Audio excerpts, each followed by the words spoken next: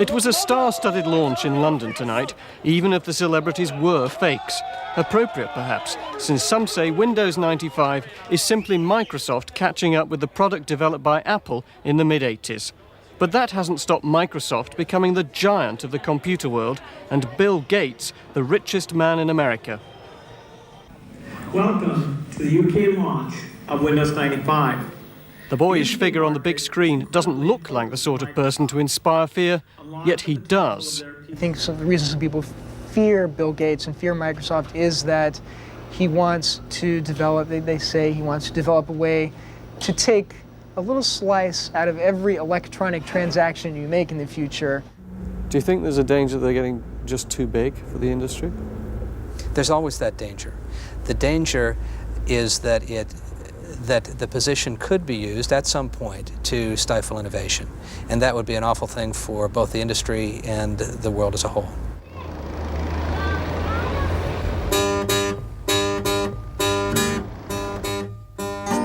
Bill Gates' hometown of Seattle in the far northwestern United States makes an appropriate setting for Microsoft. The city has a reputation for being fashionable but laid back.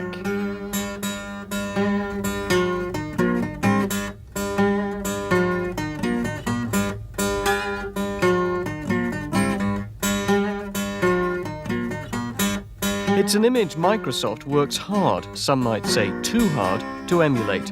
The company likes its employees to practice informality. And the giant headquarters buildings are known as the campus.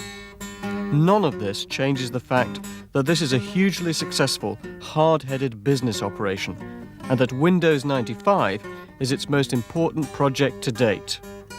I think the launch of Windows 95 is going to be a very powerful event within the information industry, in the sense that we are bringing a very substantial enhancement in technology to the PC operating system.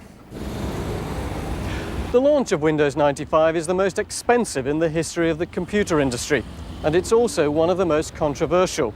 The charge against Microsoft is that the company is fundamentally changing the rules of the game, enabling it to extend its dominance in one sector of the industry, operating systems, to another increasingly important one, online information services. Microsoft is adamant that what it's doing can only benefit the consumer. To use a personal computer, you need an operating system, essentially something you load into the PC, which allows you to talk to it and it to talk to you. Operating systems are what made Bill Gates and Microsoft into such big players. About 4/5 of the world's 200 million PCs are fitted with a Microsoft system, of which Windows 95 is the latest version. It's the look and feel, it's what confronts you when you look at your screen, it's the way you manage all the work that you do with the computer. So that's what we're looking at. Some forecasts project sales of 30 million copies of Windows by the end of this year. But as Don Wilmot, executive editor of PC Magazine, explained to us, Windows 95 is more than just an operating system. The big news everyone's talking about is the Microsoft Network, which is Microsoft's first attempt to be an online service like CompuServe and America Online, Prodigy. This is very new, very exciting, and it's caused a lot of controversy. The network itself isn't under attack, but the way Microsoft is marketing it as an integral part of Windows 95 has upset the companies who already compete with each other for the provision of information, entertainment, and the vast amount of data now available through PCs.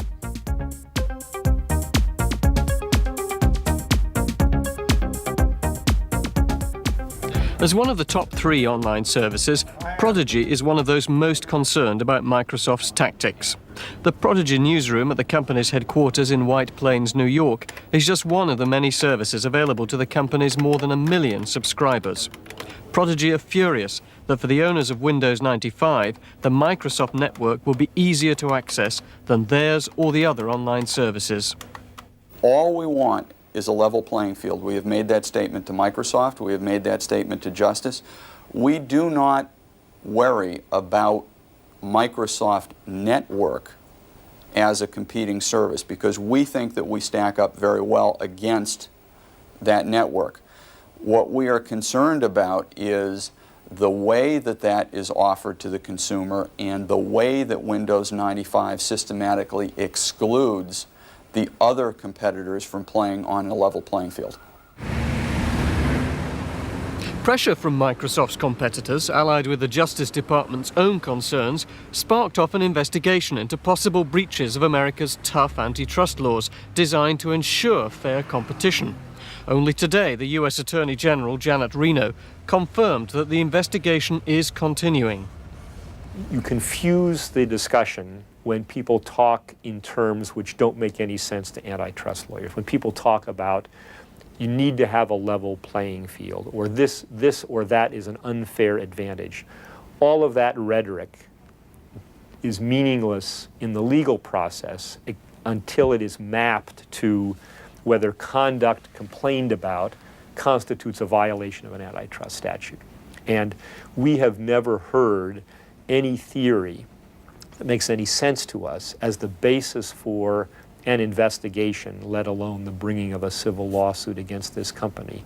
But some legal opinion still believes Microsoft is exploiting its commercial advantage to the detriment of its competitors. One idea, we call it essential facilities, says that if you control something that is essential for everybody else to compete, then you have to make it available on reasonable and non-discriminatory terms for everybody. Indeed, the origins of the idea are in the English law of ferryman. The ferryman was a classic monopolist, and he had to take everyone back and forth across the river.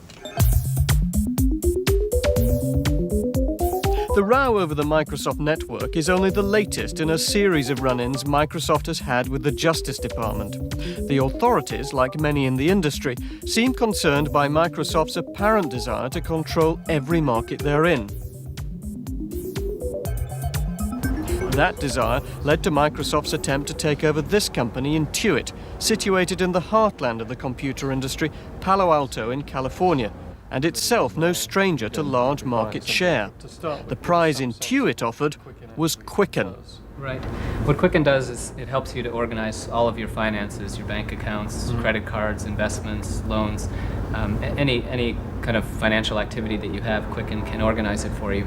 And it does. The sophistication of Intuit's technology, as demonstrated by Yolanda, the talking tutor, and the fact that it outsells all its rivals, was a temptation Microsoft couldn't resist. Intuit gave Microsoft a chance to exploit what they see as the next big growth area, electronic commerce, and the merger was only abandoned in May in the face of a long drawn-out Justice Department inquiry, a decision with commercial benefits for Intuit. There are institutions now that are interested in talking with us that were not interested in talking with us when they thought we were going to be part of Microsoft. Many of them, for whatever reason, view Microsoft as sort of the demon du jour and have some fear and trepidation about Microsoft. We were never for sale, we were never looking for acquisition. In fact, it was Microsoft who approached us, and it was only after many approaches that we finally agreed to listen. We are very comfortable as an independent company. We were then, we are now. Microsoft offered some unique resources that no other company on the planet offers. And so it was a very unique situation in a number of respects. But we were very comfortable with our independent course then, and are even more comfortable with the independent course today. Few tears were shed here at Intuit when the proposed merger with the computer industry's Goliath collapsed, whatever regrets Microsoft itself may still harbour. Everyone recognises that the key to Microsoft's extraordinary success is Bill Gates' vision, his ability to anticipate not just the next development, but several beyond that. Intuit was part of that vision, a chance to acquire market dominance in a rapidly growing sector of the software industry, likely to be of huge significance in the future. From Microsoft's point of view, Intuit was a unique path to electronic commerce, and that all other paths out there were less attractive. And I think you can see in Microsoft's new focus on the internet an attempt to get back on track for electronic commerce, but I think it's a less efficient, less effective path for them. It may ultimately get them to the same place, but I think they'll have to work a lot harder to get there. Microsoft sees that the future involves far more than people with PCs simply talking to each other. The rapid spread of links on the internet will eventually allow them to do business with each other, to spend money by computer all over the world. And Microsoft wants a slice of the action.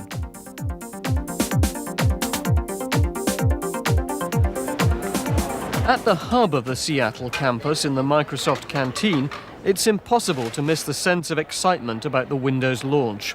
At the same time, the camaraderie strikes the visitor as rather forced.